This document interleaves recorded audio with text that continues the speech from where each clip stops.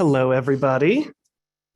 Thanks for joining us for this work session of the Public Works Commission for the City of Boise, and I will call us to order.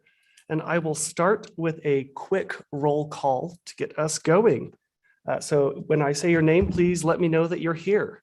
Commissioner Ellis. Here. Commissioner Crowley. Here. Commissioner Hilton. Commissioner Morgan. Here. Commissioner Collette. And I think that we have quorum, so we are ready to jump in. The first item on our work session agenda is the fiscal year 2023 operations and maintenance budget, and I will turn it over to staff. Thank you, Chair Gravette. This is a review of our O&M budget for FY23. If you recall, this is just another step in the budget process for the fiscal year. We had an overview in January. February, we had the capital review. This will be our O&M review, and then we'll be wrapping up in April. I think Heather will have a slide to this effect. So I'll turn it over to our Chief Administrative Officer, Heather Buchanan.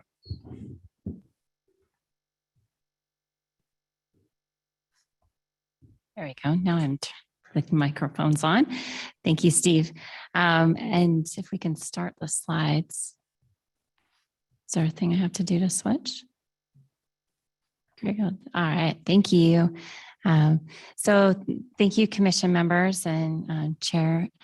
Appreciate your time this afternoon. So as Steve mentioned, we'll be talking about our fiscal 23 operations and maintenance budget for the Public Works Department and our various funds.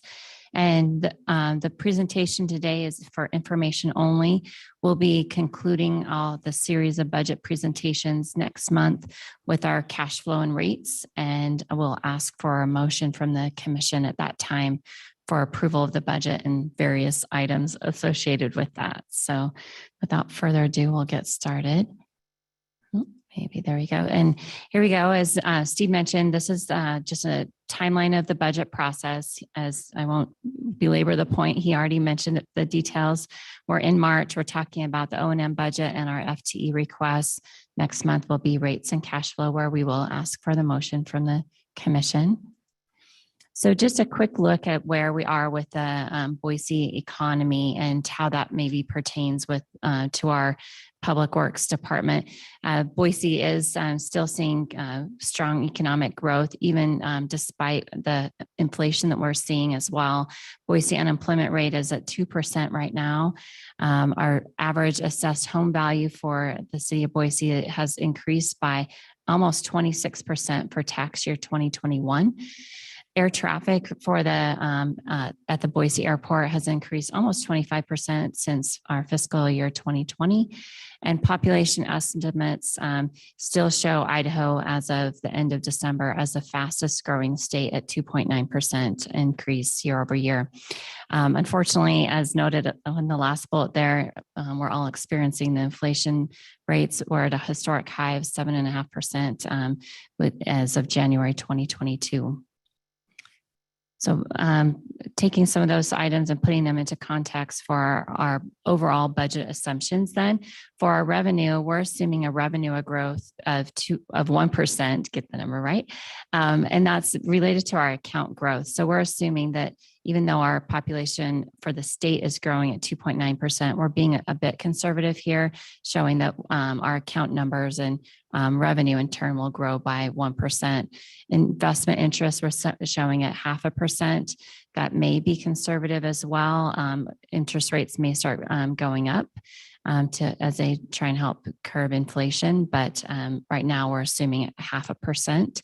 If we have either more growth or a higher interest rate, that does help us on the revenue side. So the conservatism benefits the fund if we are a little low there.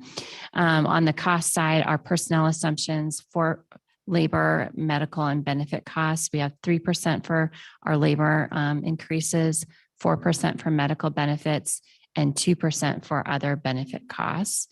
And then for general inflation for our operations and maintenance, we're currently using 1.15%. And I'm sure you're all thinking, why are you using that when we just said inflation is 7.5%? We're trying to be somewhat conservative. We went through our entire budget, and our first step was to index all accounts by the 1.15% year over year.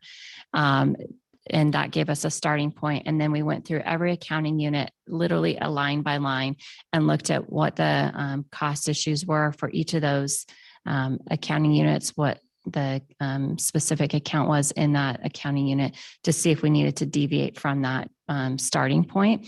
We're trying to be very cost conscious. As we know, our expenditure budget impacts all of our users and the rates that they have to pay, but also trying to be realistic about the costs that we have. So some of the areas that we see increases would be chemicals, and I'll speak to this in a minute further, but chemicals are one of the areas that we see very large increases. And so that would have been an example of where we adjusted that inflation in a specific account. So I'll walk through the budget fund by fund. I think most of you have been here through at least one of these budget presentations, so it'll probably look very familiar. And I can stand for questions as we go. So we'll jump in with the Water Renewal Fund. It is our largest fund. This accounts for the operation of our two water renewal facilities, Lander Street and West Boise. It also accounts for the phosphorus removal facility, utilities maintenance, and our engineering, environmental, and administrative teams as well. So you saw in our February presentation a review of our capital improvement plan. So this is just a recap of what you saw at that time. Lander Street Phase 2, this is the second year that would be included for this budget. So it includes the primary clarifiers and secondary system improvements.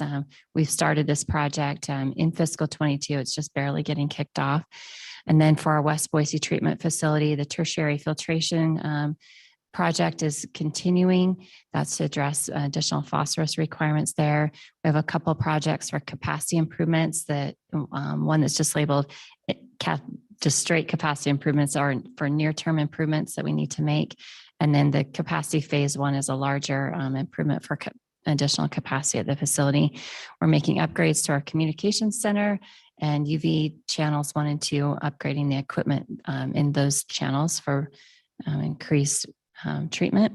And then the recycle program, water program, is in its second year in fiscal 2023. So this is continuing that program as we move forward. And then our continuing on our collection system, we have large and small diameter rehabilitation in addition to miscellaneous trunk and lateral extensions, and then a list of other projects, including a watershed exhibit expansion, which is part of that water and climate change that we're making to the facility, and then our major repair and maintenance projects, an amount for each of our different facilities there. So then we'll jump in just to give a kind of a perspective of things that are happening in our department as far as the operational side, and a lot of it's encompassed in our planning work. In October of 2020, the Water Renewal Utility Plan was adopted. So we're over about a year and a half out from that time frame. So right now, then, we're in the capital plan execution phase. So a lot of those projects I just mentioned are part of the that longer term utility plan strategy. So we're executing on those plans. We're also in the middle of a staffing plan. We're doing planning work for that. So that plan recommendations will be coming to staff in May for that. There will be a solids handling plan that will be undertaken this year. And of course, we're in the middle of a financial plan, which you've heard quite a bit about, and you'll hear more about this afternoon. So we're in the planning and execution phase of that. And then for fiscal 2023, there will be an energy plan and an asset management plan. And also of note this year, Haley's team is working with DEQ to get the IPDES permit issued, and we expect that to be complete by July 2022. So just an example of the implementation plan for the utility plan. I just took a snippet of the overall schedule, just to give an example. So it shows our fiscal, it's a little difficult to read. There are years here. So there's fiscal 22, 23, 24, and 25. So and down the side, there are categories of work. The first one is people, there's financials. Two of the other categories, I believe, are assets and utility management. And so in the people category, as we mentioned, there's the staffing needs assessment that's being currently undertaken. So that will be in fiscal 22, and then we'll continue to work with internal communications next year, and then workforce development from 2023 through 2025. Bless you.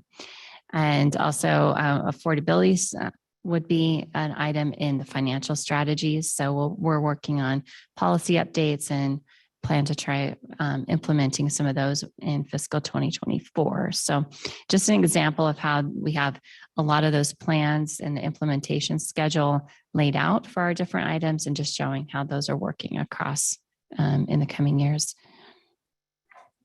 Bless you. So for the water renewal budget, then we'll talk about the similar format for each of our funds. So on the left-hand side shows a pie chart of our revenues. Right-hand side is a pie chart for our expenditures. The water renewal fund is an enterprise fund, which means that the revenues from fees and charges that we charge to our customers support the services that we do provide. So you can see between the rate revenues and the wholesale revenues, the majority of our fund is paid for by those revenues. We do have a little bit of an offset with crop revenues and miscellaneous revenues, which would primarily include interest. So those two items help us offset the cost that otherwise we would have to charge to our customers for service. So on the expenditure side, since we are very service-based, you would expect that personnel would be our highest cost driver. And of course it's about 36.5% of our expenditure budget, followed by depreciation. Our fund is very capital intensive. So depreciation is one of our large operational expenses at about $14.5 million each year. So it also shows you some other items. I've mentioned chemicals. Our chemical costs annually are roughly $2 million. We also have utilities at $2.9 million. So this would be our power costs and our own water costs to power our facilities. Followed by repair and maintenance. We have professional services for some of the different studies that we're doing and ongoing planning, and indirect costs, which would be costs that are associated with other internal service departments providing service to public works and water renewal fund in particular, and then operational costs just a general category there. So in comparison, then year over year, this graph shows how our budget and actuals have compared since 2017 through our proposed budget for 2023. Fiscal years 2017 through 2021 are our actual expenditures and revenues for those years. And then 22 is our current budget. And obviously 2023 is the proposed budget we're talking about. So the blue across the bottom represents our personnel expense. Orange in the middle on this one is our depreciation. And then the gray on the top of the bars represents the total of our other O&M expenditures. The green dashed line across the top represents our operating revenues. So you can see in each year we have a net gain in the fund, and that's purposeful. We expect to charge that difference so that we're recovering the cost to pay for our initial phosphorus investments in our facilities, and also building up a little bit of cash balance so that we can fund our future capital investments. So for fiscal 2021, maybe of note, our expenditures look to be slightly lower than prior years. And that is because of the impacts of COVID-19 on our operations. You would think that some of those things would have cost us more, but the things that we were able to acquire did cost more, but then some things we had supply chain issues. So we may have had a lesser actual incurred cost last year. Our personnel costs were also slightly lower, and that's due to vacancies. We found that COVID created a very competitive workforce, and a lot of our staff were recruited to other either agencies or found other work. And we had a difficult time backfilling that. So that's something we're working on, and we'll discuss that in a few minutes, but that caused our personnel costs to be lower. So when we move forward and look at the budget for fiscal 22 and 23, we're budgeting personnel in particular at our full FTE count with a slight discount for vacancies, but not that same vacancy rate we experienced in 2021. And then for 2023, our depreciation expense is increasing, I think by $1.5 million, if I remember off the top of my head. And that's because we're anticipating the completion of our Lander Street phosphorus or Lander Street facility to be completed this year. So that just additional depreciation expense will be added in 2023. And then you can see also in 2023, our the O&M expenses are going up, and that is back to what I just described earlier, where we've gone through our budget line by line. There are certain items that have increased significantly. I mentioned chemical before. I had an email from our operations manager earlier this week talking about chemicals, and she noted two in particular. One had a 50% increase and one had a 75% increase. So and that's just one example for chemicals. So we're watching that very closely. We also anticipate utility costs to be increasing, minor R&M costs to be increasing. So there are a variety of items in our budget that we're tracking very closely, but also trying to be very cost conscious at the same time. So the next item, I'll let Steve take this slide regarding our staffing priorities. Chair, Commissioners, we've been working pretty diligently on some of our staffing priorities for FY23 and beyond.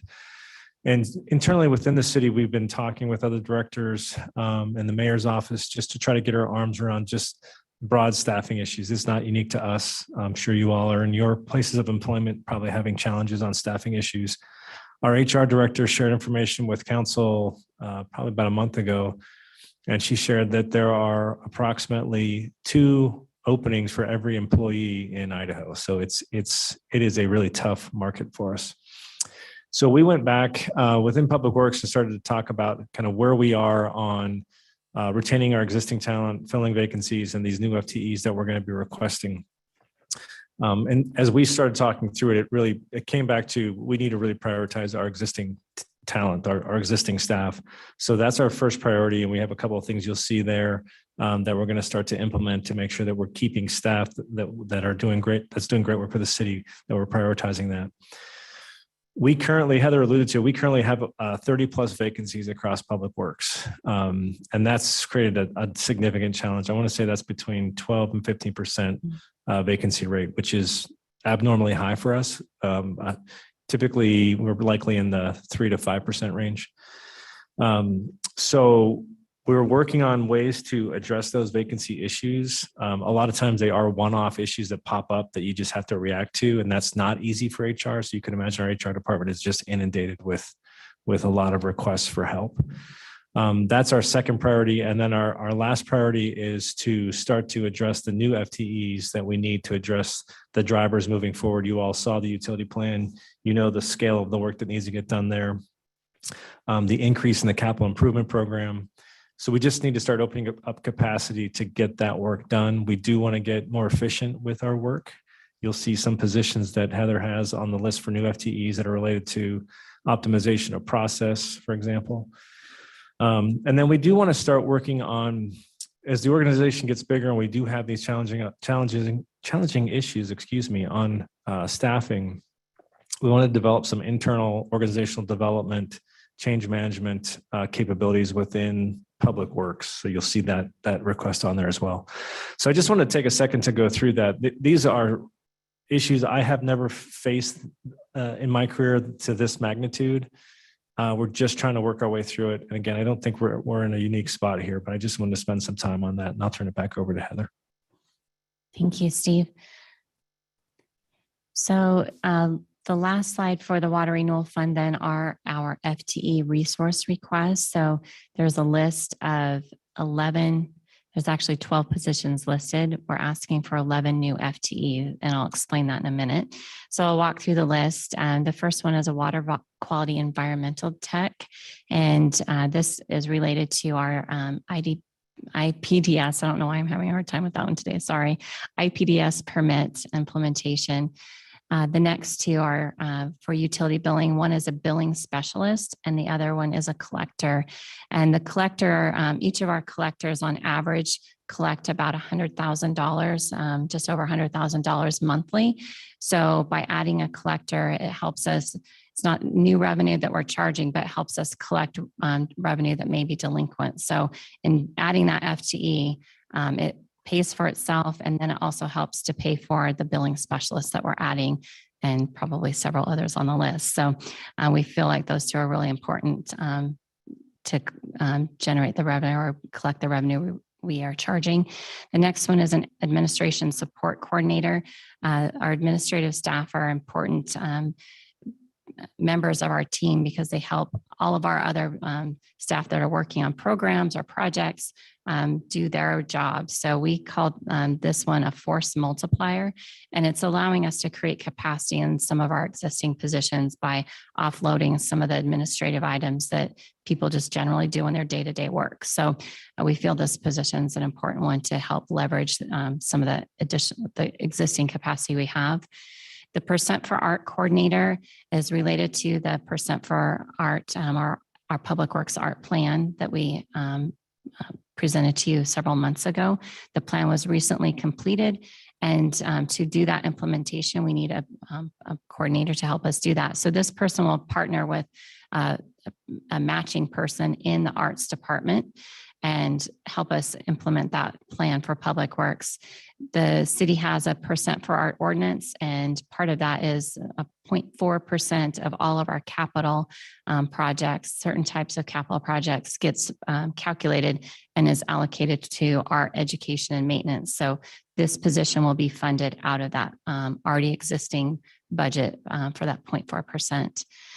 And then we need a phosphorus removal wastewater operations supervisor with the new IPDS permit. We're starting year-round operations at the phosphorus removal facility. So we need a supervisor to help manage the staff there. The next one is a Lander Street industrial maintenance supervisor with the increase of systems and whatnot at the Lander Street facility as we're completing the phase 1 and transitioning to phase 2. Operations there are more complicated and there's more things to maintain. So we are requesting to add a maintenance supervisor for that. So that will be helpful. West Boise program manager. This is the one where we have an existing FTE. We are reallocating that to this position. We're setting up with our utility plan implementation, what are called programs. And so each facility will have a program manager assigned to that facility. So this would be adding a program manager for the West Boise facility. We added one for Lander Street in fiscal 22. So the cost that you're seeing for that one is just the incremental difference between the existing FTE that we have and the benefits and salary for the program manager. The water renewal services utility planning analyst is next, and this would be an assistant to our planning manager, Evan Carpenter, who manages the implementation of the utility plan in assistance with Haley. So this person would be helping Evan in his work. There's a solids handling wastewater operations supervisor. That one's a mouthful. So we're trying to work on gaining efficiencies in our solids handling plan. As we mentioned earlier, there will be a solids handling plan developed this year, and this position will be instrumental in implementing that. Let's see, the West Boise Industrial Instrumentation and Controls Technician. This is also related to the IPDS permit implementation. There's a lot of additional requirements and data that will be gathered, and this person will be instrumental in being an instrument tech. So very important role there. And last but not least is a strategic development senior manager. There's Steve mentioned in his list of items, one of the focus areas from the staffing plan is organizational development. And so this would be a senior manager to focus on that role. So the total cost for all the positions is just shy of $1.1 million. It is not currently added into our budget. If the positions are approved, that budget will be added to the total that we've outlined in today's presentation and in the memo we submitted. Chair Gravette, just a comment on the list. We had far more needs than what are appearing on the slide, and so we're trying to pace those out over the coming years. So you'll see additional FTE requests in the coming years. The 11 FTE, that represents about a 5% increase on our staffing. So while it's not lost on us, that's not an insignificant number, relatively speaking, considering the increase both in the CIP and the scale of execution. This represents about a 5% increase on staff. Okay. Thank you, Steve. Maybe I'll ask for any questions on the Water Renewal Fund before I move to the next fund, if that's okay. Certainly. We'll open it up for any questions from the commission.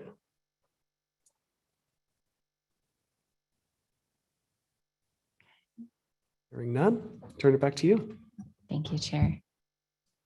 All right, we'll move on to the Solid Waste Fund. And the Solid Waste Fund, just as a quick reminder, is handles all of the materials management for our compost, recycling, household hazardous waste, trash, I'm forgetting one, recycling programs. I said those out of order, so that didn't quite go as smoothly as I planned. Sorry about that.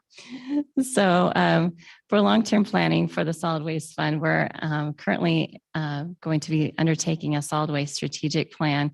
And in partner with that, we'll be doing some cost of service analysis as well. So that'll be coming and informing our future work for the Solid Waste Fund.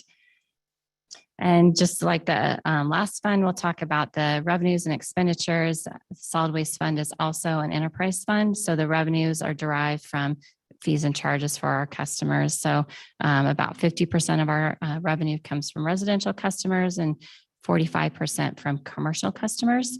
And then the other roughly 5% is miscellaneous revenues, which for the most part is franchise fee and interest.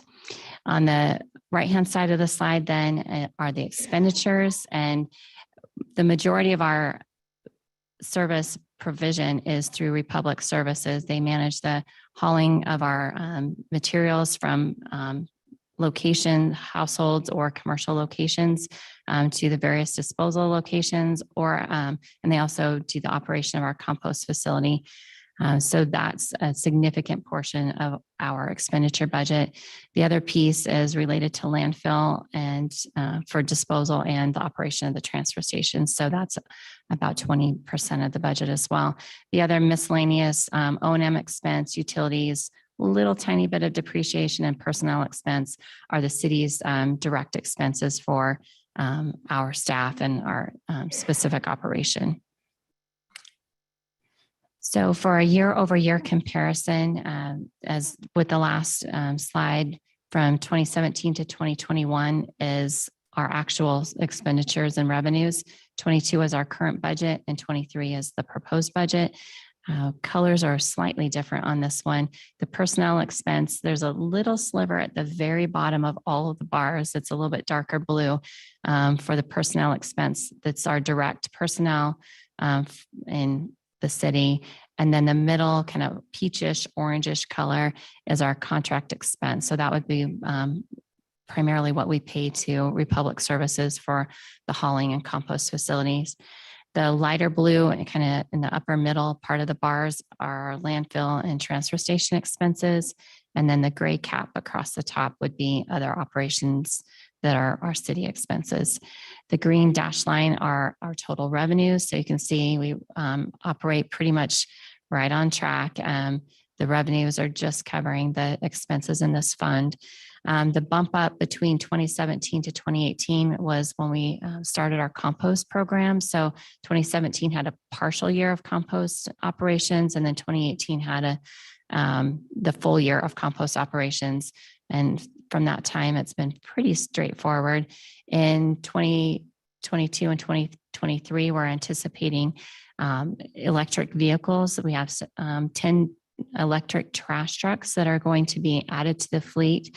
So we're adding that into our budget. A portion of that's in 22 and the rest of those will be in 2023.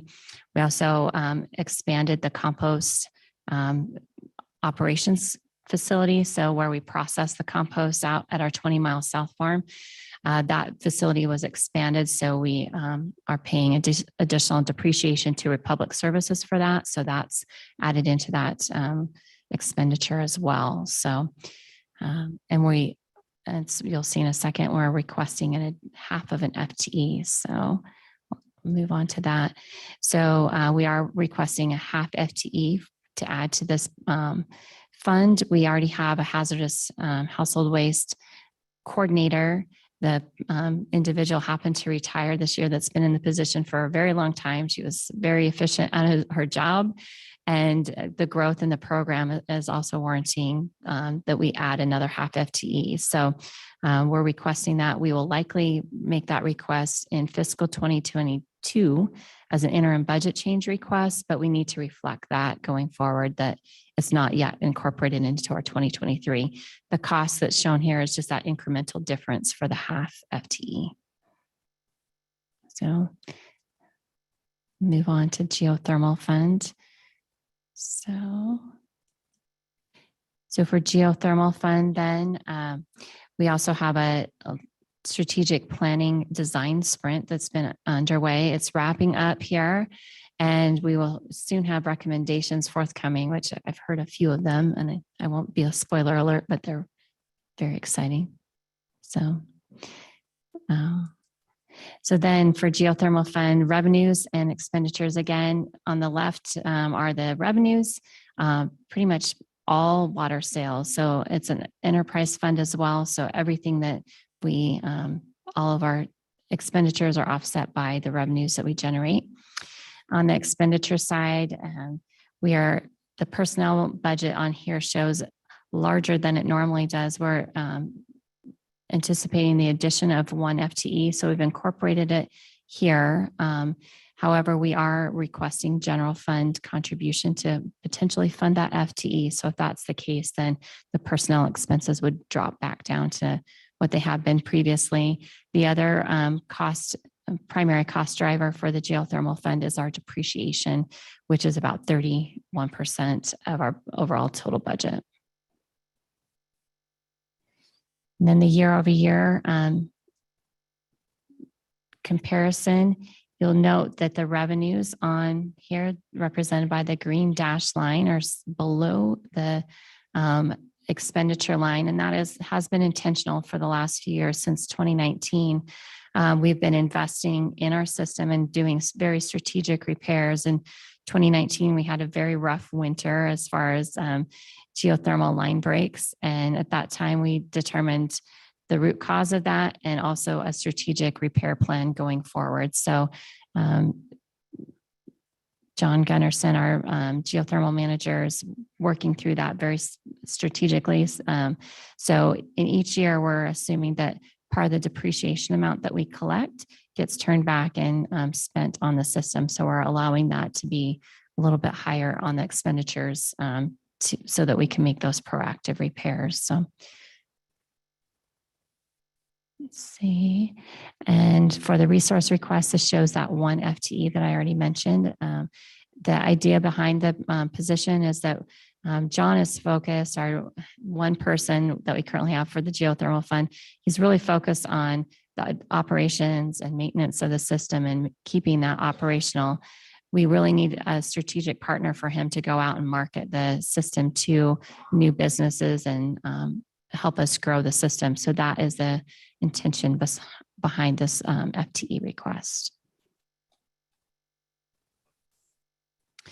And for our last enterprise fund, it's the Municipal Irrigation Fund. It's our smallest enterprise fund for public works.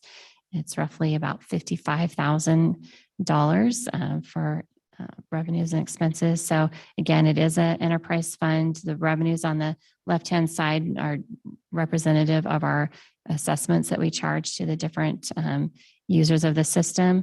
On the right-hand side is the expenditure budget. It's all related to just operating the system. There's no personnel in this or direct personnel into this budget. Any personnel that support the budget here or support the operations are represented in the cross charges. Our utilities maintenance staff from the Water Renewal Services team supports the operations of the irrigation system, and then that's cross charged over into this fund.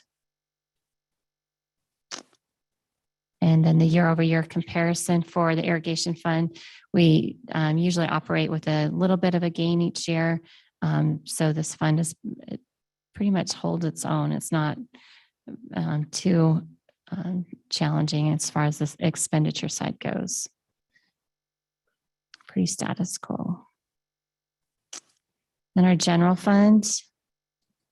Just a quick reminder of what's included in our general fund. We had the facility program management. This is Rob Bosefield's team. They're focused on the development and construction projects related to our general fund facilities. So we'll talk about one of his projects coming up, but their team focuses on fire station buildings and any changes to City Hall or things like that that are really strategic for the general fund. Partnered with that team is the facility services and operations team. So this team maintains all of the general fund facilities. So the same buildings, City Hall, fire stations and whatnot. So those two teams work very closely together. Then there's the municipal street lighting. Then our newest division, which is the climate action division, which includes climate action, air quality and energy. There's the water supply team. It's also one of our newer teams, stormwater, and then last but not least, drainage, hillside, and DIS, which is our engineering team that reviews plans coming in for permit compliance. And a quick recap of capital for this fund. For the facility services and operations, there's the major repair and maintenance. There's always an annual budget associated with repair and maintenance of our general facilities. This year, the request is just over $1 million. And then there's a facility relocation project that's started right now, and we're requesting an additional $9 million next year. The number may change, but Rob's working on consolidation of our various general facility maintenance facilities. So there's a parks facility, a fire parks. I'm saying that wrong. Parks, fire. Parks, fire. And communications. Thank you. Parks, fire, and communications. So we're co-locating them for efficiency and also to free up the land that they sit on, so that can be used towards some of the city's housing initiatives. And then the municipal lighting program, we're always have a public safety street lighting budget. This allows citizens or police officers to request a street light in their neighborhood or where there may be a need for public safety. And then this spore light replacement, that should maybe be maybe better termed as asset management instead of SPORE. That's our acronym. So I apologize for that. But we're undergoing like an asset management plan and being proactive about our lighting system. So the $50,000 that's allocated there would help us start replacing streetlight poles as those needs arise. So long-term planning, there are a whole bunch of plans that are underway related to our work in the general fund. And you've probably seen a lot of them. The climate action and energy future plans. Steve Hubble has in the last year been in front of you to present those plans. Those plans are in the implementation phase currently. We're looking at building electrification and adding additional electric vehicles. doing some energy and water assistance, efficiency assistance for vulnerable populations. So there's a lot of really cool things going on in that in those areas. The facility program management, I just mentioned that support facility relocation that Rob's team is working on. So the planning is done for that project, and we're now into the implementation phase. His team is also working on office and workspace planning. So that's kind of an ongoing item as we refine and update for new hybrid work for all of our staffing. The water resources, our water supply team is working on a one water study, which will be kicking off, assuming we get our funding request granted for the general fund. That'll start in fiscal year 2023. And then the last two are asset management approaches. One, as I mentioned, for streetlights, and the other one would be for the gulches and drainages that our engineering team is responsible for. So general fund budget, the revenues for this budget are different from the last ones. The revenues that we generate are rate revenues, so related to permit issuance and staff reimbursement. And then there's a small portion that's called indirect reimbursement. So this would be services provided to other general fund or enterprise fund departments. So that would primarily be services that the facility services and operations team provides to others for maintenance or repair of certain facilities. So we also in the general fund receive a share of property tax revenue, and that is not represented in this graph this year. On the right-hand side then, expenditure, obviously service-based. So the majority of our expenditure is personnel, followed by utilities, and the utilities would be for our various general facilities and also for street lighting. We have janitorial services, a little bit of professional services, and then minor R&M and other supplies. So year over year comparison, it's fairly steady.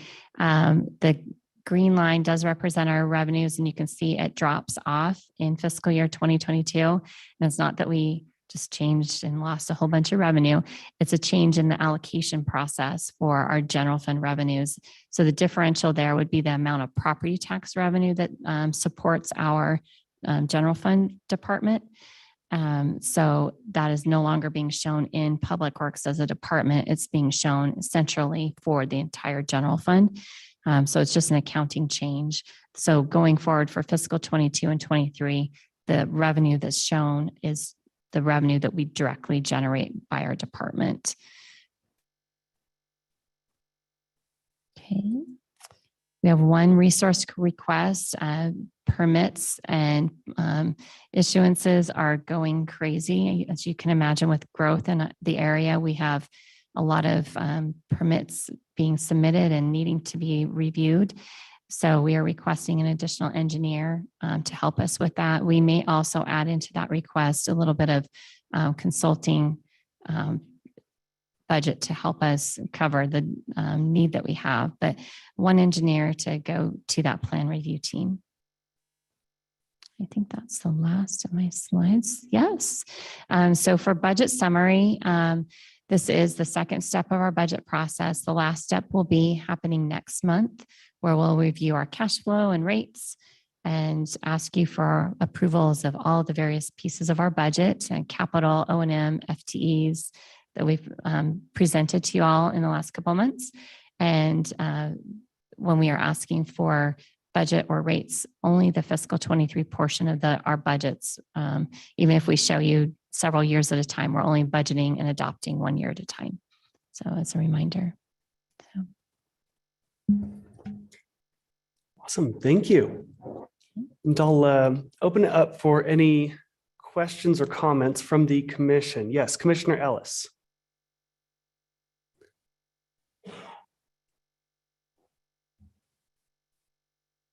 Hi. I'm wondering if you are able to address why the property tax is not going to be reflected in the general fund anymore. You said it's not, and then you showed how the green dotted line reflects that. I'm just wondering if you can say why. Chair Gravette, Commission Member Ellis.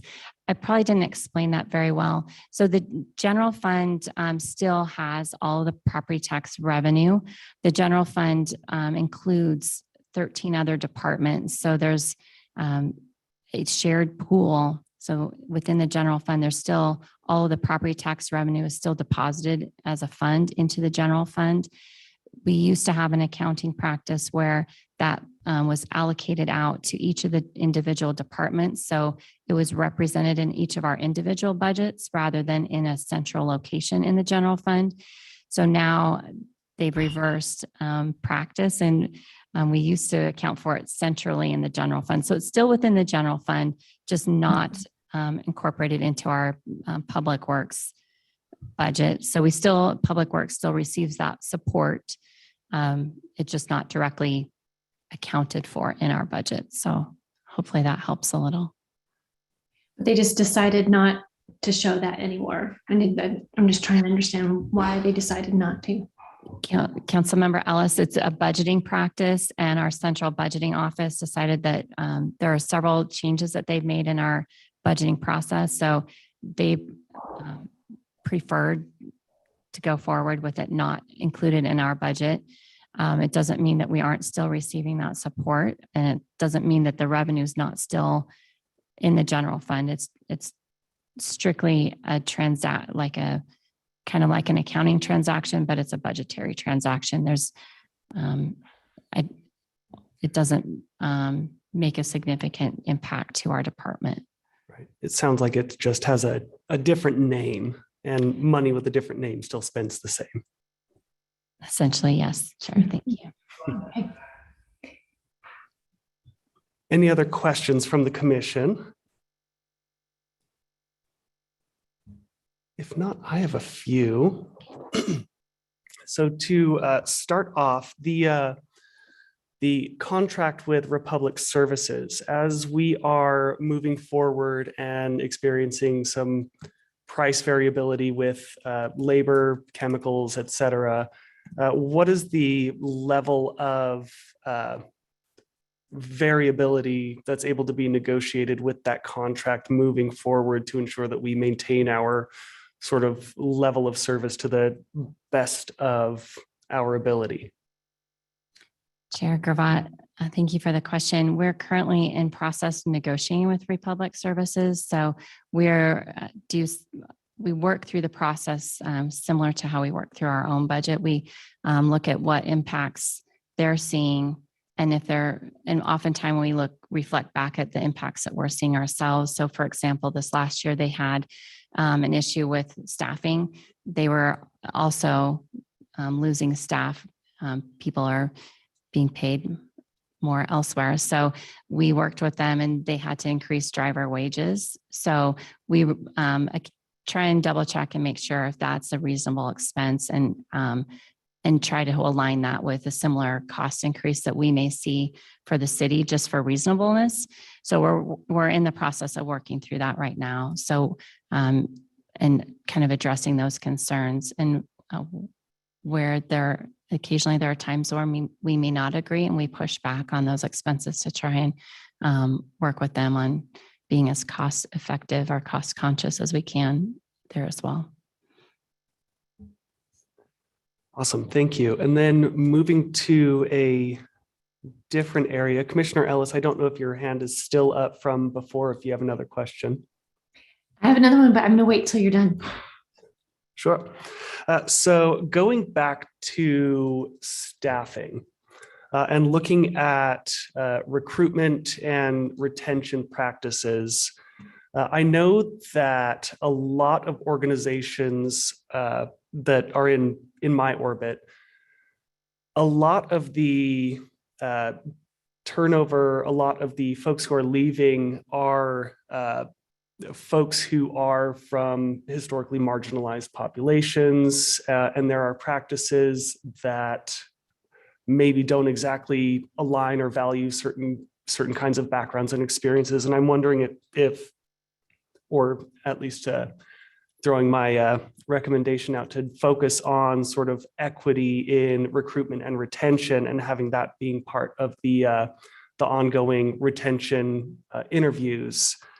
And then another question proposal in identifying cost saving, cost sharing opportunities within. I wonder if there are also opportunities outside of the city of Boise as an agency itself. If there are other government agencies or other organizations who are looking for similar talent, doing similar work, that may have the ability and interest to go in on some of these high demand occupations together to sort of share resources. I know that's a lot.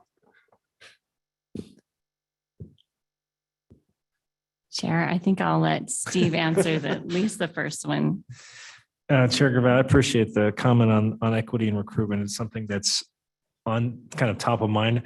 I don't have any anecdotal information that would tell us that if they're, folks that are perhaps more diverse than typically we would see in public works are leaving, but certainly it's something I can bring up with HR and just kind of assess. On the second half of your question, one of the things we've been talking about really high level at this point, so no decisions have been made, but probably come back to the commission with some of these ideas, is just on workforce development. Like how are we more proactive in developing the talent that we need? I think of models like fire and police who have their own academies. What if, and those academies train police and fire from across Idaho, right? So it's an investment in that particular talent pool. Similarly, could we make an investment and maybe partner with like a college of Western Idaho to develop a wastewater operator program? And we maybe have the seed money for the program. We work with them on developing the curriculum, and maybe others then contribute. So those kind of ideas we're thinking about, because I guess to your point is we've got to think a little differently about how this is going to play out moving forward, because the needs are too great and the available talent is too scarce. So that's not going to work. So we've got to think of something different, and how do we evolve this? So we'll probably be back in front of you with some ideas to get some confirmation that you want us to head certain directions. Awesome. That's really good to hear. And I know that there are a lot of folks in Idaho who are looking at ways to engage in just that sort of workforce development, this talent development. And I'm happy to continue the conversation onward. And then looking at recruitment as well from folks around the Treasure Valley. I know that there are some really untapped methods. I'm assuming untapped because it's untapped in my orbit. Untapped methods for getting folks who might typically avoid a pathway to these sorts of careers to provide on-ramps for people who already have skill sets that are easily translatable into this sort of work. So happy to touch base afterward and share some ideas. I'd like that. And Chair Gravette, just an observation. I sometimes I forget about it, but we have internship programs where we brought folks into the water renewal facilities and have heard again anecdotally that leads to potential interest in a career. So there are things that we've done in the past, but we definitely need to evolve this thing. So would be interested in a conversation. Awesome. Thank you. Commissioner Ellis. This was a question I forgot to ask. My apologies, at the very end of the Water Renewal Fund summary, where you showed the expenditures graph, the bar graph per year with the dotted line of the revenue.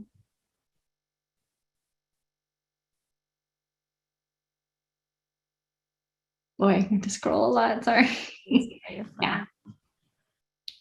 Yes, so you addressed that from FY 2020 to FY 21, why it went down in terms of personnel expense.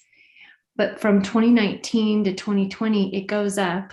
I don't know if it almost goes up as much as it goes down from 2020 to 21. And I was thinking that was interesting because during COVID, I wondered if maybe things were just growing and then all of a sudden COVID changed things, and you said like the environment became very competitive and people are leaving. I'm just wondering what the jump is, if you're able to say, from 2019 to 2020 in terms of personnel expense. Chair, Commissioner Ellis, let me go back to my notes and see if I have that specifically down. If I don't, then I will get an answer for you. My guess is that we added FTEs in that year, and I don't have the number that we added right off the top of my head, but I will get that in particular for you. So I'll have to answer that question after, if you don't mind. And I just thought of it because I was thinking that's when COVID started. And so I was like, it's interesting that it went up. So. Yeah, and maybe that's part of the answer there. In 2020, with COVID, we did have additional expenses related to like hazard pay and that type of staffing. So we did have extraordinary costs for fiscal 22 for like our water renewal operators and so forth, people that had to stay on the job, even though the rest of us were sent home. So I would guess that difference is a combination between having a few extra positions that we added in, and then that differential for that hazard pay. Okay, thank you. Thank you for the question. Any other questions or comments?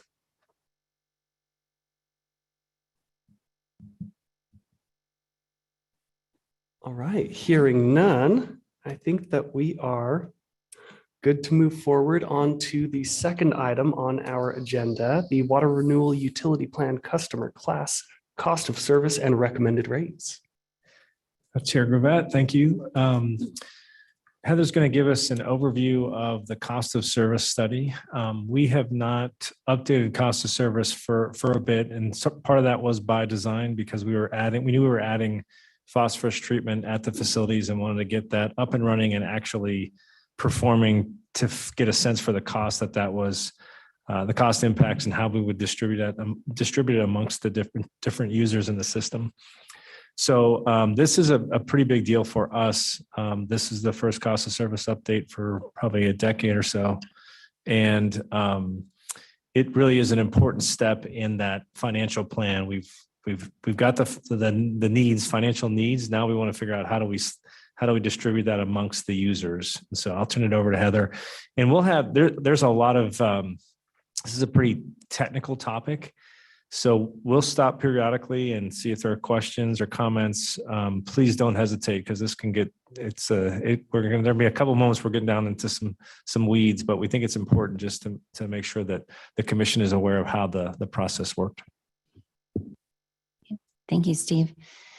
And one thing to note, in the packet, I think in the memo, we were originally requesting a motion for approval of this evening, and we've changed our request to be informational only, and we'll take all the motions that we requested or that we had in the memo, and we'll move those to next month, and we'll just include that with the laundry list of things we'll be asking you to approve. So you have a little bit of time to soak and ask any additional questions maybe that are needed next month if there are any.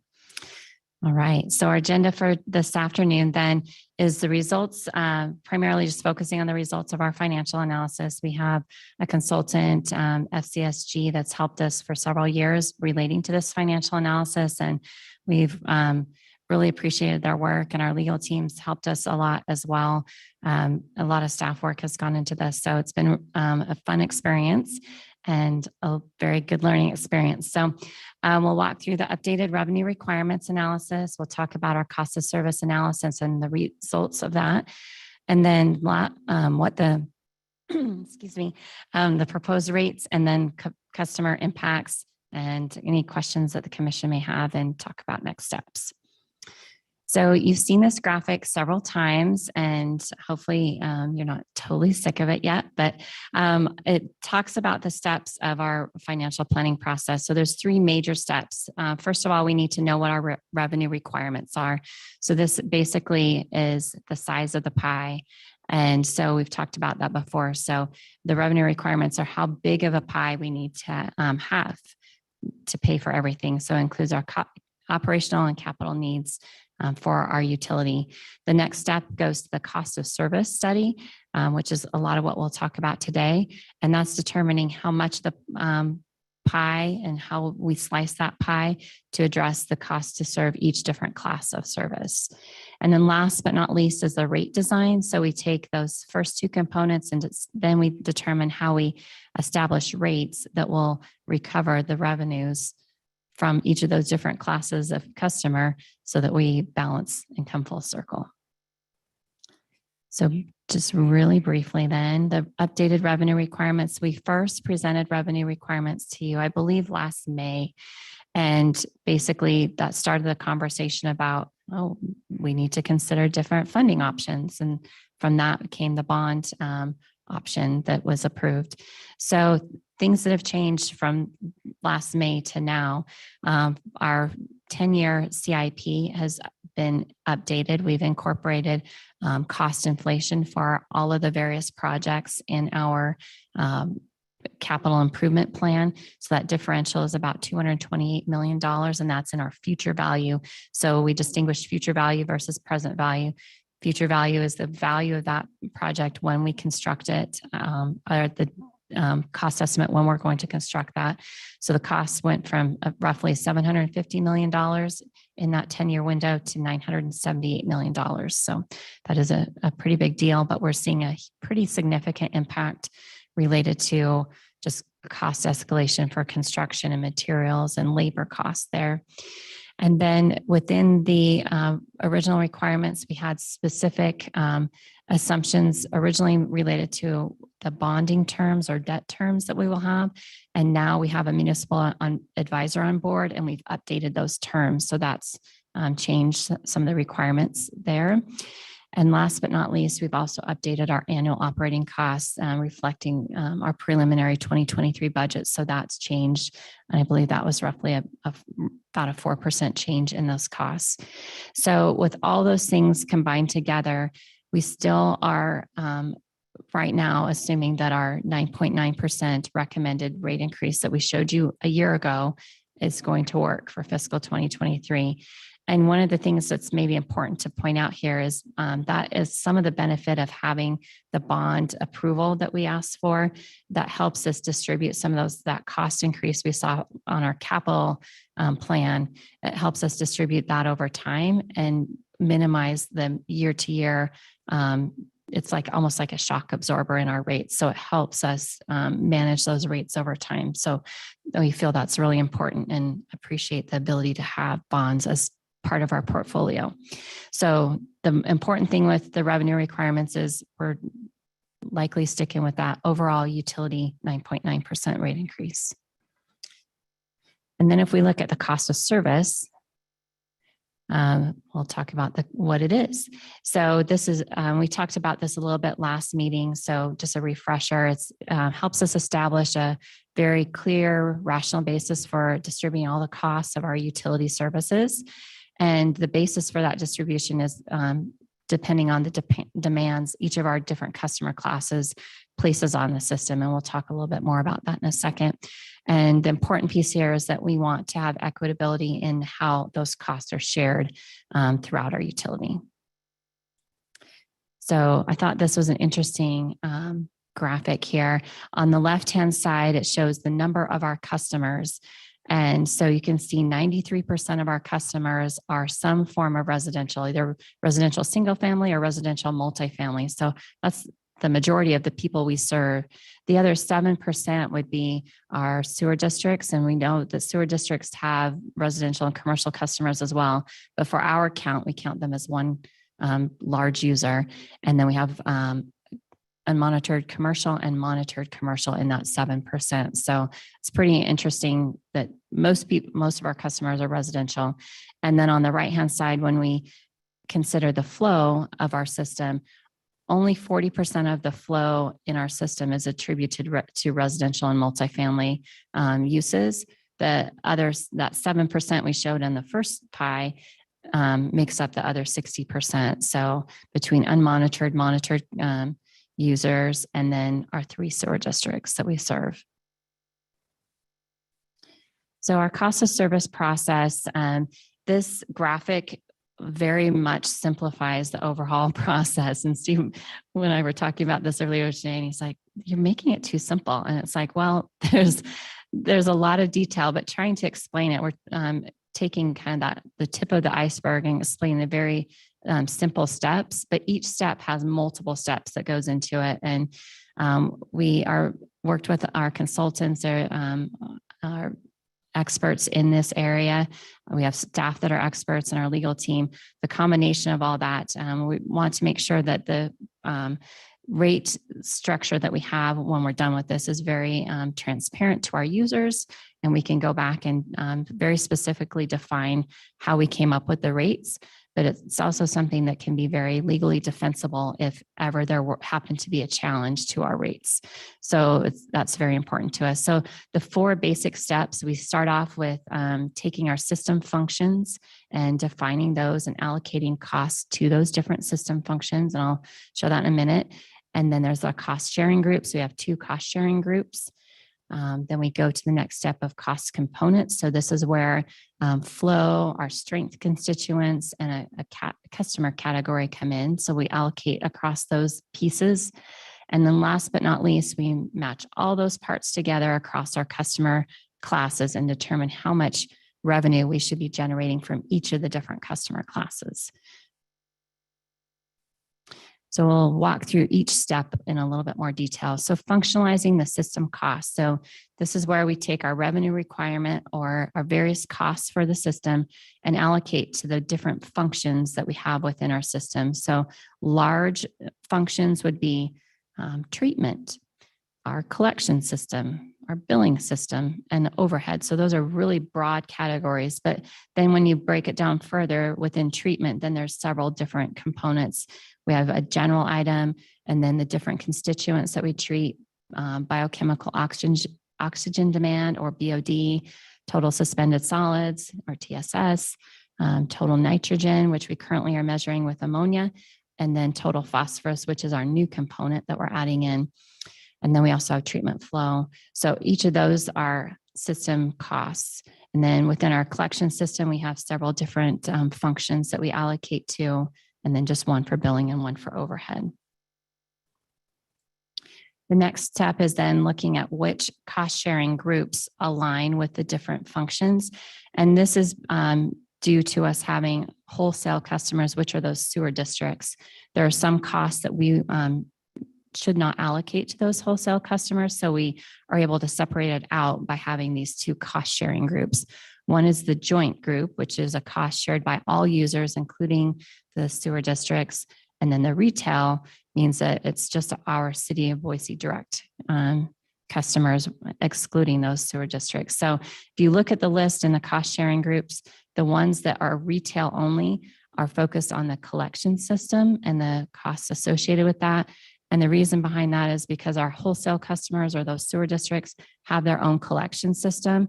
And so they use their piping system to get their used water to a connection point with our system. And from there, it goes to our treatment facilities. So we don't allocate the majority of our collection system to there in this process to that group. And then next is the cost components. And you will, when you look at the matrix, it looks like the functions and the cost components are almost the same thing. And they're very related, but they're not exactly the same thing.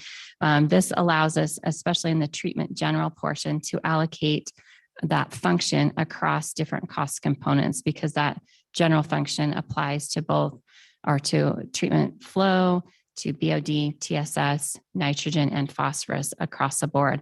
The rest of the functions are mapped one-to-one with the cost components that they represent. And then in the 4th step, this is our 4th and final step, and then we got to start seeing results. So then we start allocating to our customer classes. And so this is where the demands that each of those customer classes get allocated back to the different functions. And so the table that's shown here kind of goes back to that one, the first pie chart where we were looking at the residential versus all the other uses.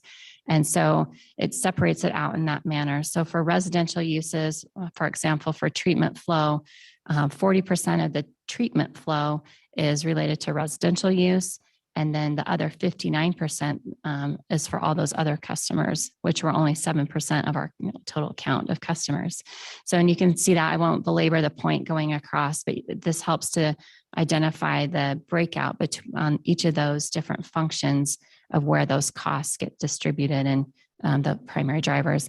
One thing I would point out is the last one on the table is the strength constituent for total phosphorus. That's our new constituent that we're adding to the model.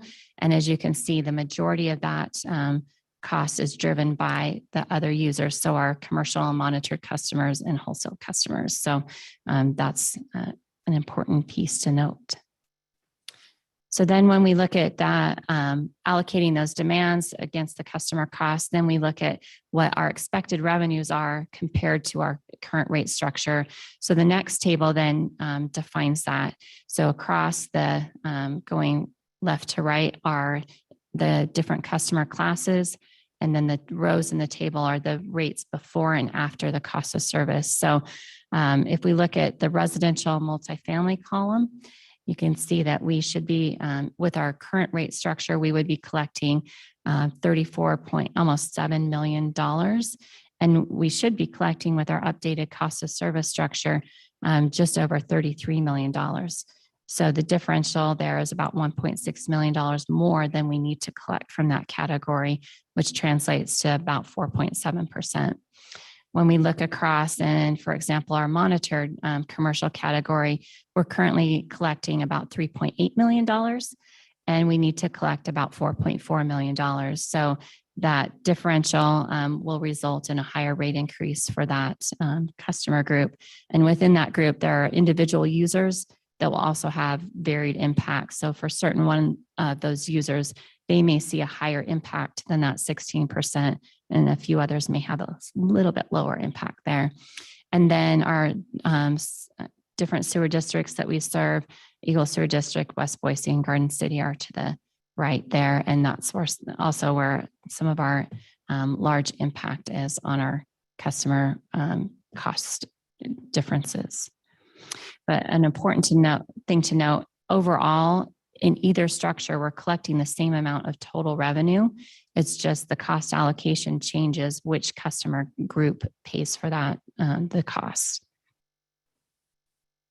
So then we'll go into rate design. And I think before we go there, I'll pause to see if there are any questions on that. That's like the meatiest part of the presentation.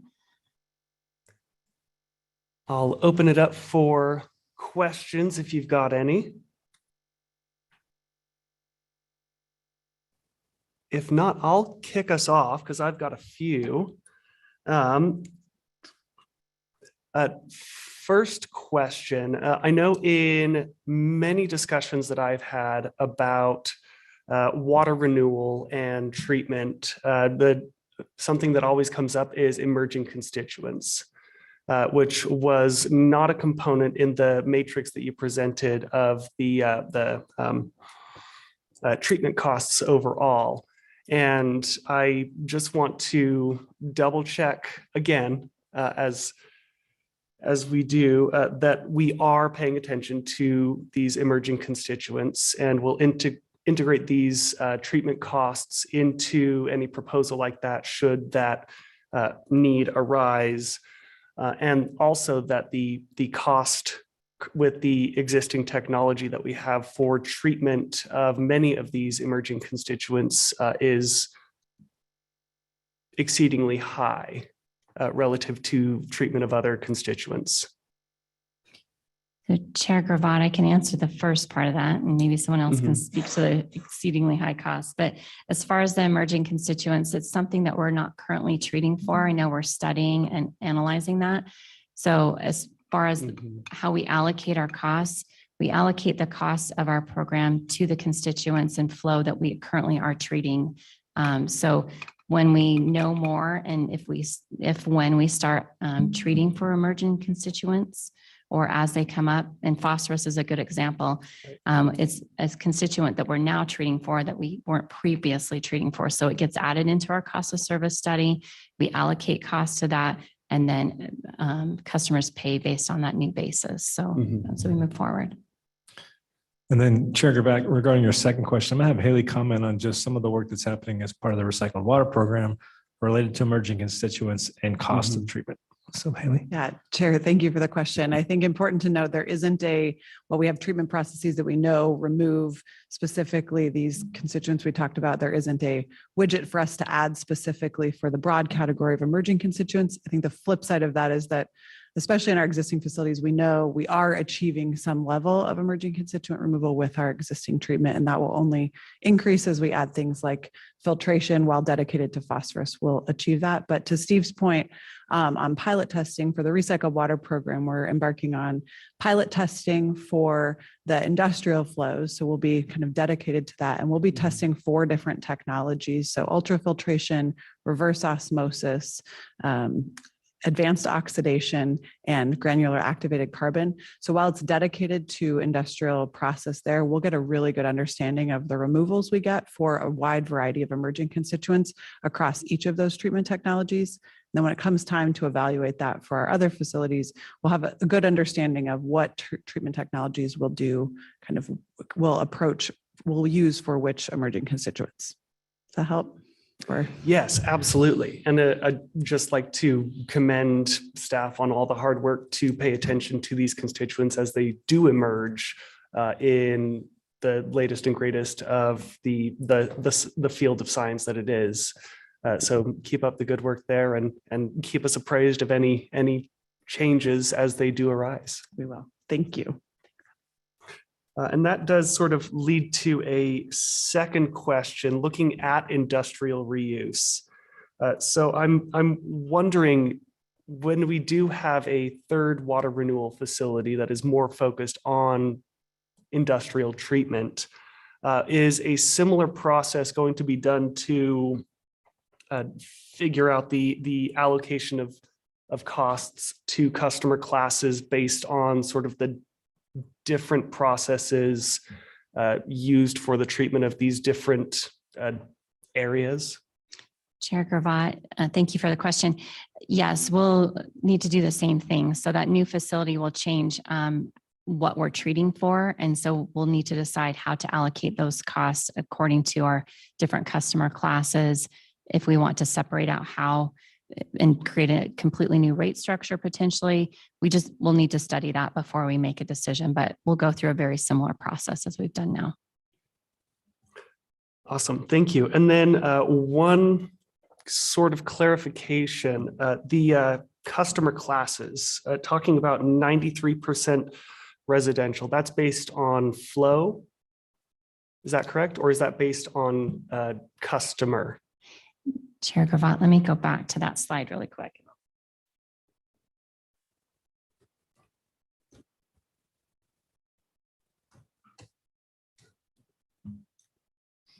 So Chair Gravette, on the left-hand side, it's the number of customers that are 93% residential.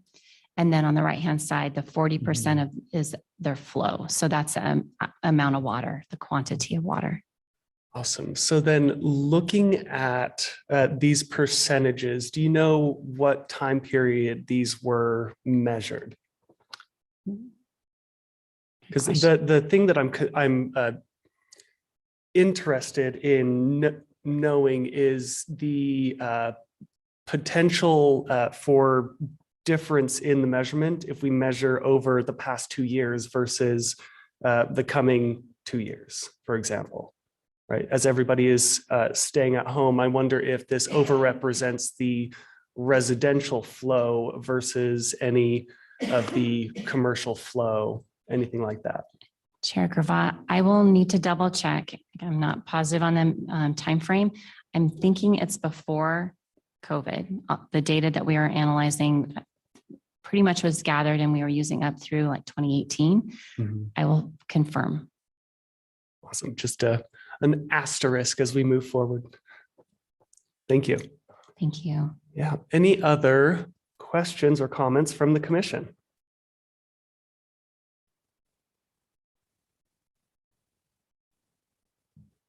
Commissioner Ellis.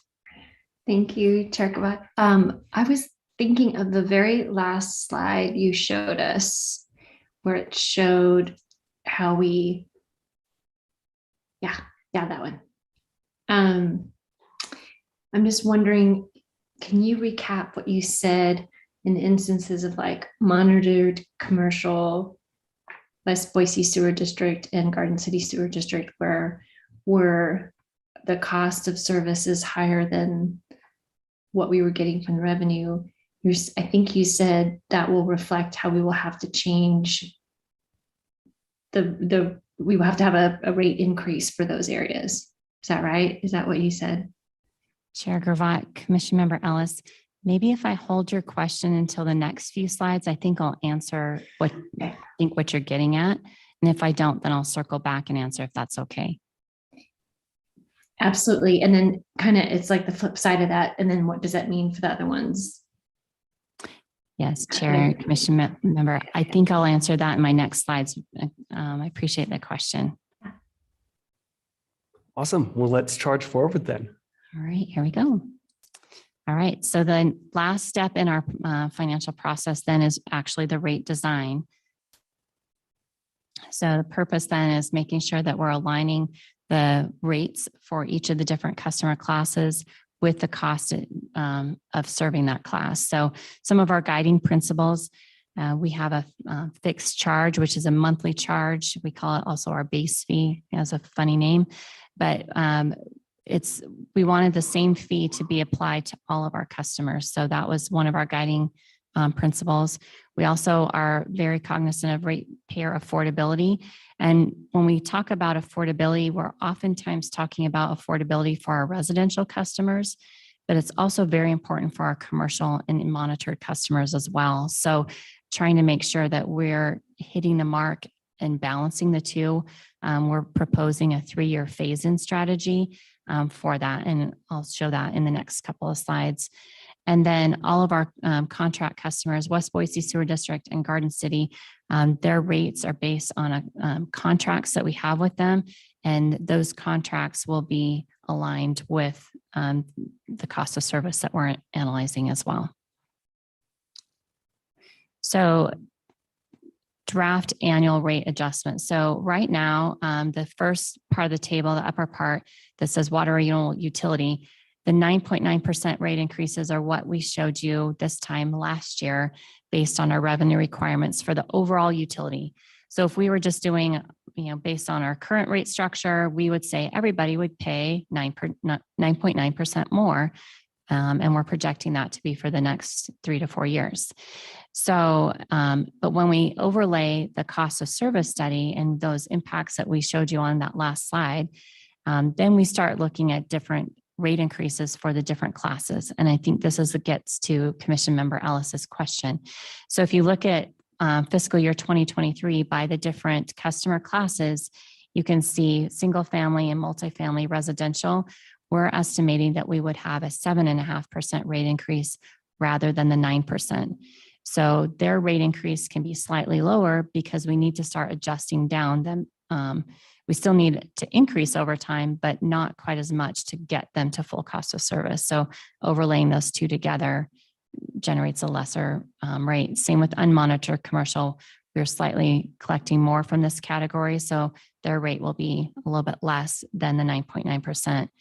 Then when we look at monitored commercial, for example, as we noted in the last slide, that group is paying less than we should collect from them based on the cost of service. So we're anticipating we need to have a 16.8% rate increase for that group overall. Each user, as I mentioned before, the users in that group, based on their different demand and flow and loading strengths, will have a slightly different change than the 16.8%, but that's the average for that group. So each of those different groups, if we're over collecting, their rate will be slightly lower than the 9.9%. If we're under collecting from the group, their rate will be higher than the 9.9%. And when we look at the rates, these are the general rates that we anticipate requesting for the different categories for fiscal 2023. We're projecting out fiscal year 2024 and 2025. We are working really hard to stick within rate increase. As we've noted before in the budget presentation, we are facing cost increases with capital construction, operational cost increases and whatnot. So we are doing everything we can to still fit within the boundaries that we've defined. But we evaluate that each year and we'll come back and readjust if we need to. So then the draft monthly charge, I won't belabor the point too much on each of these slides. So this is the monthly charge. Currently it's $9.25. We just see that gradually increasing over the next 3 years. For fiscal 2023, we're proposing it would be $9.32. Again, every customer pays this fee. Then flow charges by customer class. So one thing to note, the residential, multifamily and unmonitored commercial, their rates are based on CCFs. And then the monitored commercial and Eagle Sewer District are $1 per daily annual average of 1,000 gallons. So they're different metrics and hard to equate, but they come down to essentially the same cost allocation. So just showing that they're gradually increasing over time as well. One thing to note within our Eagle Sewer District contract, because they have their own collection system, the flow charge we're changing the allocation of that. And so that's why their rate for flow is going down over the 3 years because we need to collect a little bit less from them for that one component. Then we have strength-based charges. So these are for the various constituents, BOD, TSS, nitrogen, and phosphorus. And so our monitored customers and Eagle Sewer District pay for these as specific items on their bill. For all other ratepayers, it's incorporated into the flow charge. We assume a basic strength for each of them for the unmonitored, but if they're monitored, then we separate it out. So as you can see on the table, our existing charges, we do not have a fee for phosphorus, but over the next 3 years, that's being incorporated in. And you can see that the cost per pound of phosphorus to treat is pretty expensive. So next year, per pound of phosphorus that will be treated, it's at $1,300. And then for all the other constituents, it's just a gradual increasing. Phosphorus is probably the most impactful one on the chart. So then let's look at a few customer bill impacts. So the graphs will all look very similar. So I apologize for that, but just trying to give you a magnitude more than anything of the impact. So we'll start with single family residential. Again, this is the majority of our customers are in this category. So this is based on an average home with about just shy of 6 CCF of use, so of water use on a monthly basis. An existing bill is $40.44 for that average bill.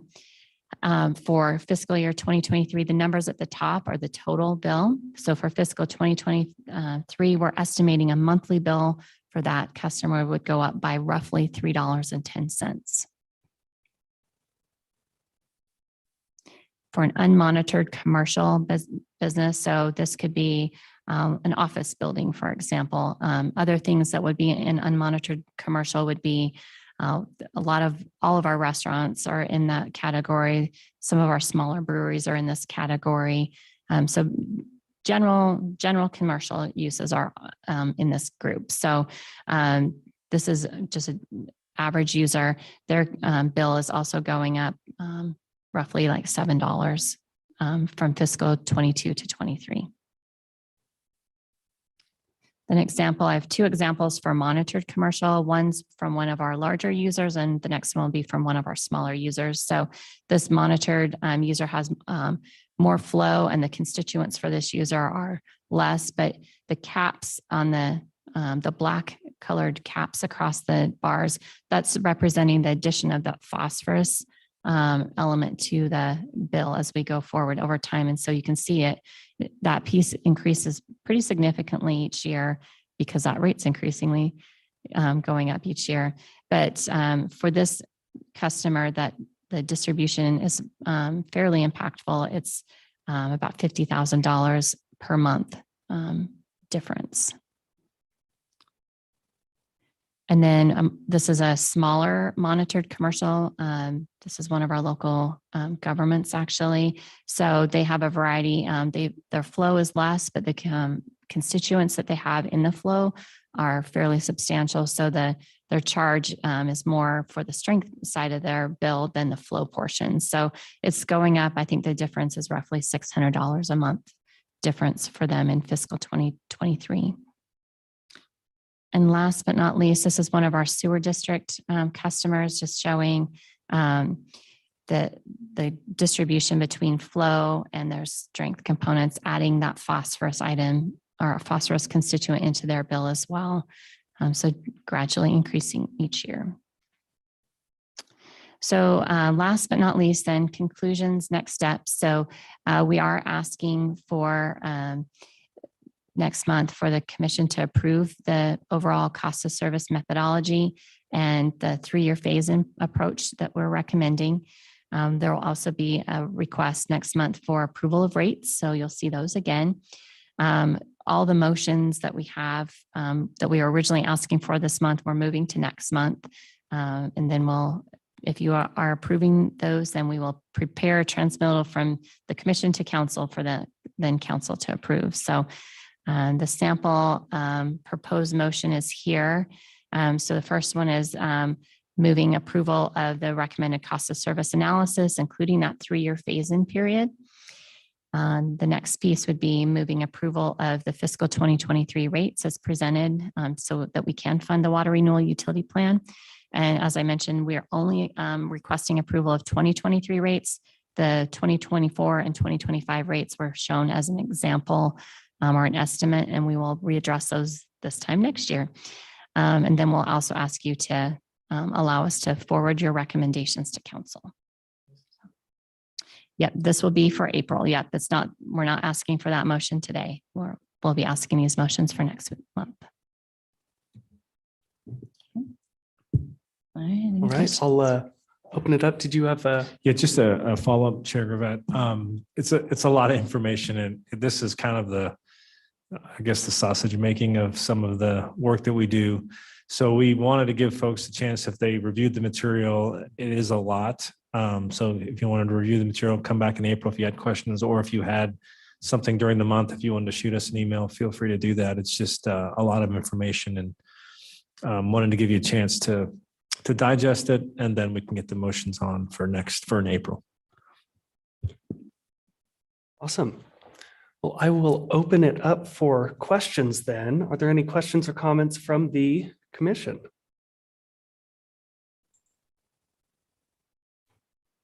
Commissioner Crowley. Thank you, Mr. Chair. I was wondering if it'd be possible to get a copy of Heather's slide deck. Much of it is similar to what we received with our notice of the meeting, but there's some additional slides that I thought were very helpful regarding rate design and what's called rate spread among the classes of service. I was curious also about maybe getting a copy of the cost of service study itself that went into the development of the numbers. I'm interested in seeing what portion of the water renewal operation is considered fixed costs and which are variable, and how the rate design was considered taking those variations into account. Chair Gravette, Commission Member Crowley, we certainly can do that. The formal, like a full report is not completely drafted, but I think with the technical report that's in Appendix C and the slides and whatnot, I can answer the questions that you have about the fixed versus variable costs. I think, as you know, that's very important. And I think I could highlight for you pretty quickly so you can see what those costs are. And I think answer the question. Great, thank you. Thank you. Awesome. Any other questions or comments from the commission?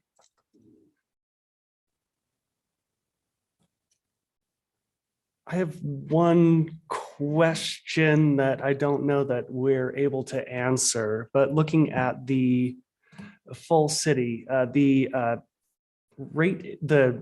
cost of service increase proposed to the West Boise Sewer District. I know they operate independently. I'm wondering about the potential cost changes to residents of Boise out there, and how might I navigate conversations with folks who are concerned about rate increases that in here look like they might be a bit different from the rest of the city. Chair Gravette, thank you for the question. As far as allocation, the city allocates and charges West Boise Sewer District, then the district should do a similar process that we're doing to allocate costs to their individual customers. So customers can anticipate that their rates will go up in turn as we are raising our rates for the cost of service. One thing to note, and I should have had it in my slide deck, and I apologize, I don't. We do a comparison of rates across our neighboring cities and neighboring districts. For comparison of residential costs, our city of Boise customer currently is paying, as we saw, about $40 a month.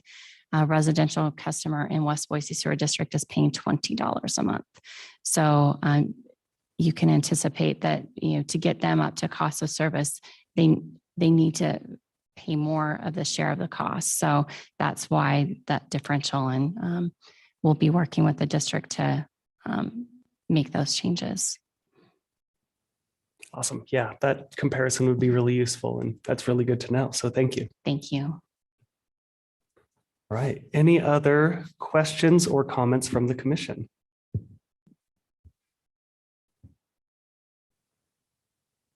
Hearing none, I suppose we will wrap up. Thank you. Thank you. Chair Gravette, we just have one follow-up. Haley wanted to follow up on your question on emerging constituents. sure. Just a point Yes, of please. clarification. Thank you, Steve. Thank you, Chair. Just in thinking about it a little bit more and not wanting to kind of give a too short of an answer in the middle of the cost of service presentation, it's really a kind of multiple pronged approach to emerging constituents that we're taking. So we talked about the kind of data and understanding of what it is that we have. It's the technology, kind of treatment technology of what we have today, what we're piloting and what's coming. I think a big piece of this and part of the science that we're really tracking and investing in is understanding the risk that we're mitigating.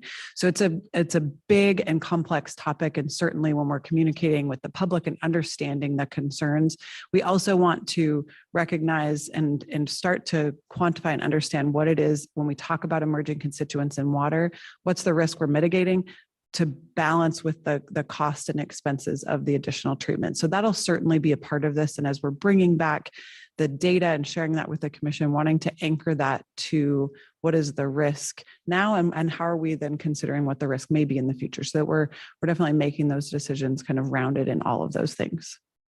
So Excellent. Thank you for the follow-up. yes. And it's an ongoing conversation, so look forward to it. All right.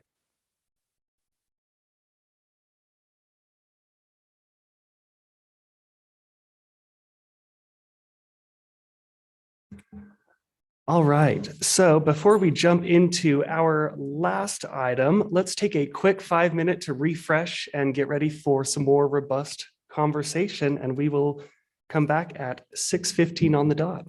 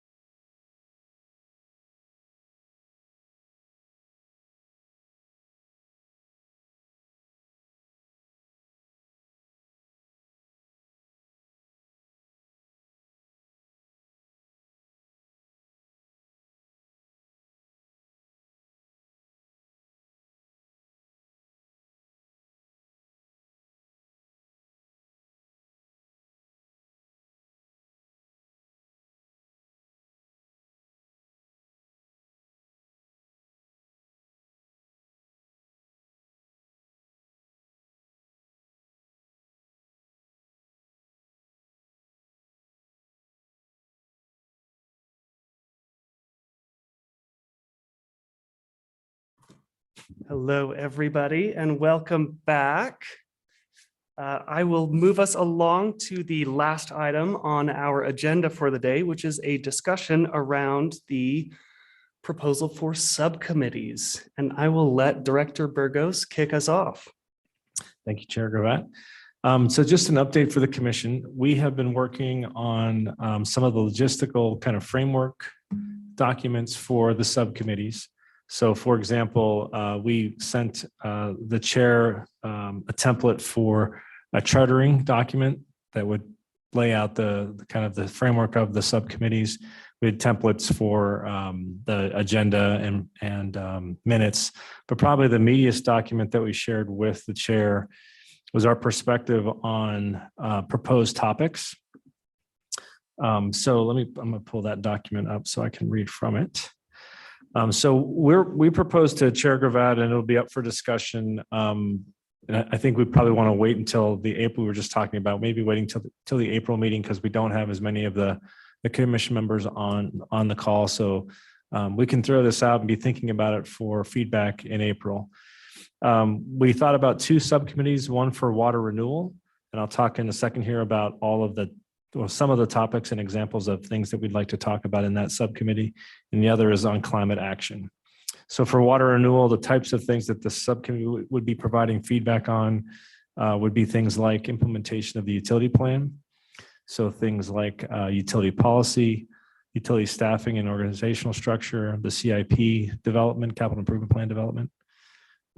We'd like to talk more about the financial plan and implementation. So bond implementation, financial policies, rate analysis.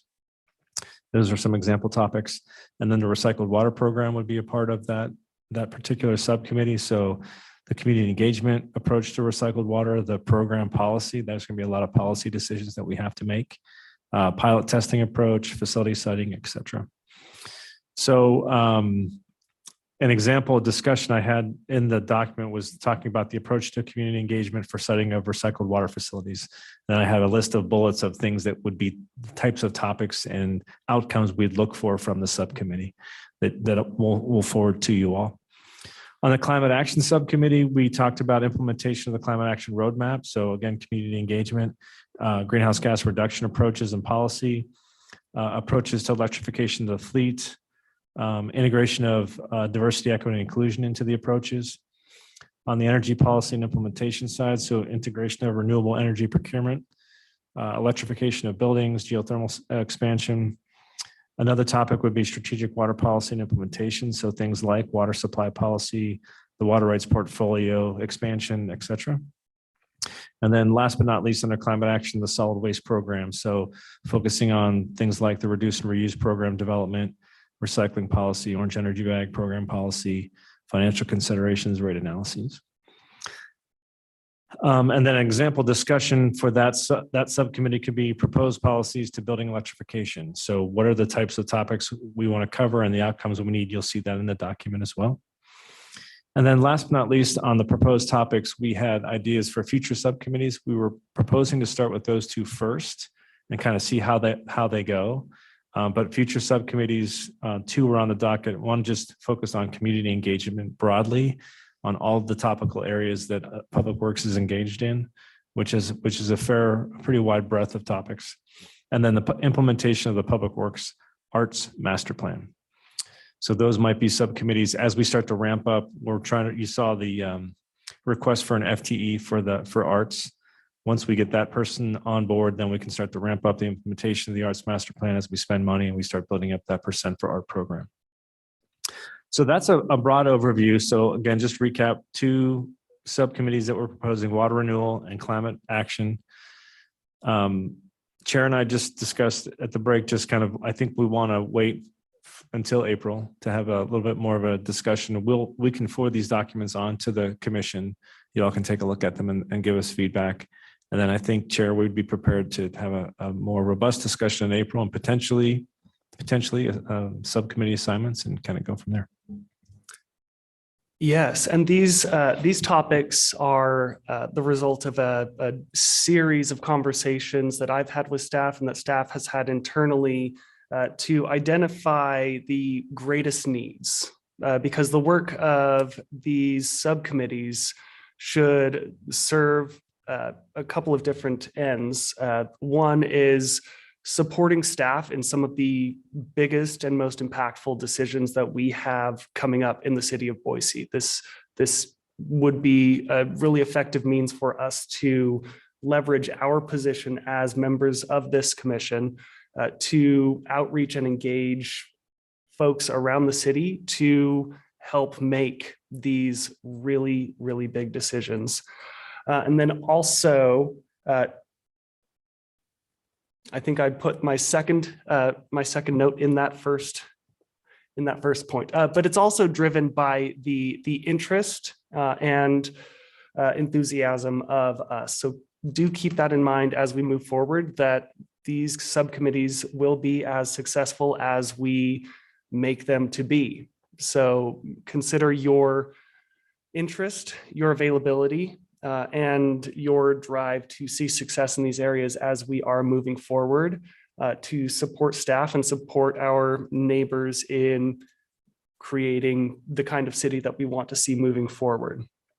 So between now and our next meeting, I would encourage you to talk amongst your networks to generate interest, to measure interest in these different areas, and come to our upcoming meetings ready to engage in the who, what, where, when, why, the pros and cons, the benefits and costs of moving forward in this direction, so that this is as effective a means for us to make these decisions as it can be.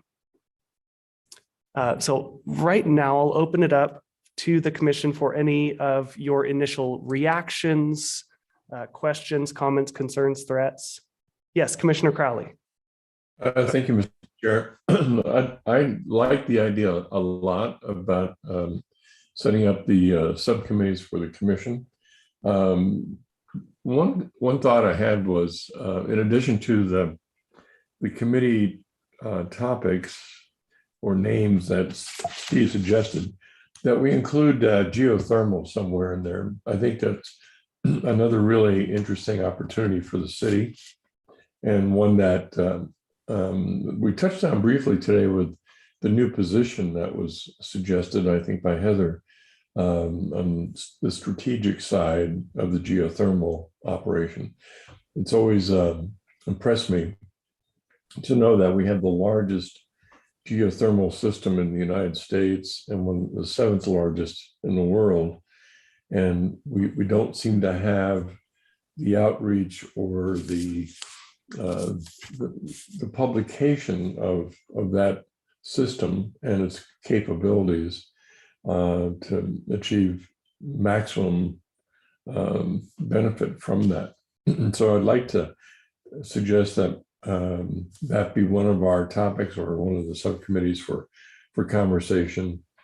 And then also maybe a linkage to the specific departments within the Public Works Department that these committees would work with. I think it'd be helpful to establish better relationships between the commissioners and the staff and the different departments that are going to be working on these particular topics that we're going to be putting ourselves in committees on.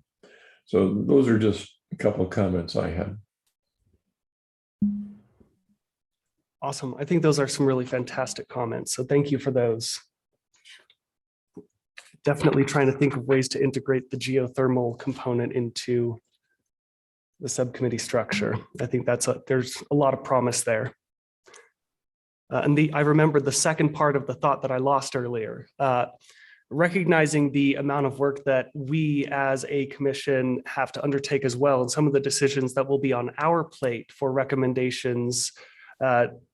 I believe that pursuing this subcommittee structure on these water renewal and climate action, some of these big meaty topics, will allow us to make more informed decisions as we do make recommendations for the way that this city runs. So this is another way for us to get more in the weeds and work through some of the more nuanced facts and figures of these two components and bring back what we learn on those subcommittees. Chair Chair Gravette. Ellis. Hi. I thought that the geothermal piece was mentioned in the climate impact or the climate action group. Because there's a pretty long laundry list of things. Was it not mentioned already in there? Yeah, and this is all still in the works. So this is a rough draft. And as we think through this more and continue our conversations about the exact scope of these subcommittees moving forward, we can see where geothermal fits in best, if it fits in multiple places. It's all pretty open-ended, and I look forward to continuing these conversations. Yeah. Okay.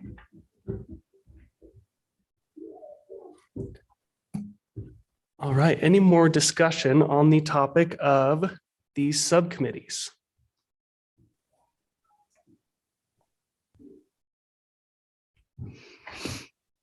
All right, well, hearing none, I think we will wrap this up and we will send out those documents that were referenced in this discussion in the very near future for your review and to follow up with some more robust conversation in the future. Is there anything else to come before the commission for this work session?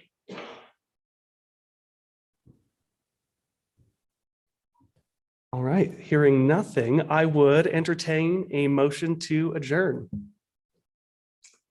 Mr. Chair, I would move to adjourn. We have a motion. Do we have a second? I second it. Motion and a second. All those in favor, please indicate by saying aye. Aye. Opposed, the same sign. Hearing none, the motion carries and we are adjourned. Thank you, folks. I would also, just before we wrap up, encourage you in our future meetings. The opportunity is available for us to attend in person now that the rates of COVID-19 are lowering in our community. So if you are comfortable and open, I will see you here on the dais for our next Public Works Commission meeting. Either way, I'll see you then. Thank you.